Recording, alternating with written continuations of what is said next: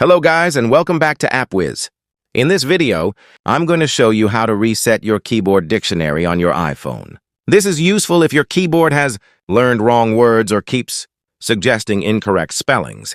So, without wasting any time, let's get started. First, open the Settings app on your iPhone. Scroll down and tap on General. Then tap on Software Update and make sure your device is updated to the latest iOS version.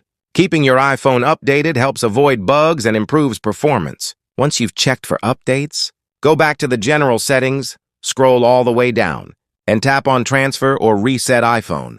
From here, tap on Reset, and then choose Reset Keyboard Dictionary. Enter your passcode to confirm, and your keyboard dictionary will be reset to default.